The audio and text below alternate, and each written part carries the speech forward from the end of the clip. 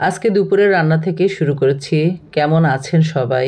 আমি তো অনেক দিন অসুস্থ ছিলাম, মনটাও ভালো ছিল না। সব কিছু কাটিয়ে উঠতে উঠতে প্রায় 1 মাস, 1 মাসের উপরেই হয়ে যাবে।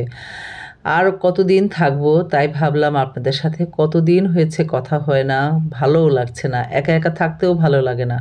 প্রতিদিন যত আপু ভাইয়া তোমাদের সাথে কথা বলি, গল্প করি, এই যে আমার ভিডিওগুলো শেয়ার করি, এতেই যেন আমার আনন্দ এবং সুন্দর একটা সময় কাটে আমার।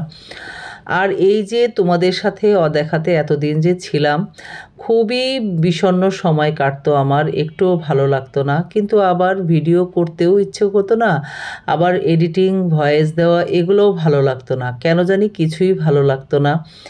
তারপরে অনেক দিন পর আস্তে আস্তে আবার একটু একটু করে ভালো লাগা শুরু করেছে, তাই ভাবলাম তোমাদের সাথে ভিডিওগুলো শেয়ার করি। আর এই যে অনেক ভিডিও আমার জমেছিল, এগুলো অনেক আগেরই করা, যেগুলো নাকি আমার কাছে ছিল, তাই ভাবলাম এত কষ্ট করে ভিডিওগুলো যখন করেছি তাই তোমাদের সাথে একটু শেয়ারই করে দিই। এই যে যা যা রান্না করেছি, তাই এই যে করলা ভাজি করেছি চিংড়ি দিয়ে, আর মুরগি রান্না করছিলাম, দেশি মুরগি, একটু ঝোল ঝোল করে রান্না করব। এখন অবশ্য কেউ ঝোল ঝোল পছন্দ করছে না, একটু ভুনা ভুনাই ভালো লাগে, এর জন্য একটু ভুনা ভুনাই রান্না করি।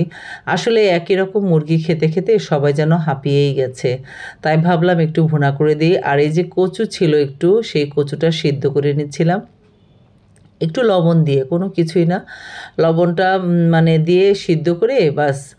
আর এই যে রসুন পেঁয়াজ কাঁচামরিচ দিয়ে বাগার দিয়ে নিচ্ছি, একদম সিম্পল রান্না, সহজ রান্নাই রান্না করব। ওই যে বললাম যে এইগুলো অনেক আগে ভিডিও করা ছিল, তাই ভয়েস দিচ্ছি, ভয়েস দেওয়া বাকি ছিল।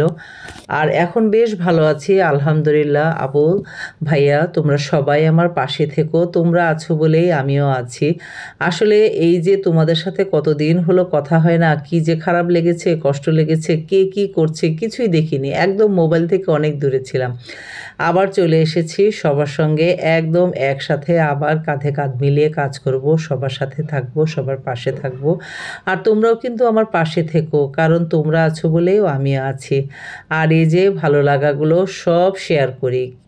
দুপুরে রান্নাবান্না শেষ করে খাওয়া দাওয়ার পরে এই যে বিকালে কিছু নাস্তা আনা হয়েছিল, সাথে ছিল এই যে চিকেন বনগুলা, আর ছিল এই যে এগুলো হলো বাটার বন ছিল, তারপরে নান গ্রিল এগুলোও আনা হয়েছিল। সবাই মিলে একসাথে নাস্তা করলাম, করার পরে সবাই আবার চা খেয়ে নিল। আমি আবার চা খাই না সন্ধ্যায়, সকালে দেখা গেলে একটু খাই, কিন্তু সন্ধ্যার চাটা আমি একদমই খাই না, এর জন্য চা খাওয়ার হয়নি। সবার সাথে গ্রিল নানি খাচ্ছিলাম, আবার কেউ কেউ পরোটাও খেয়েছে। আমার কাছে এই পরোটা দেখে খুবই ভালো লেগেছিল খেতে, কিন্তু খেতে একটু মন চাইছিল না, কারণ দুপুরে ভাত খেয়েছিলাম।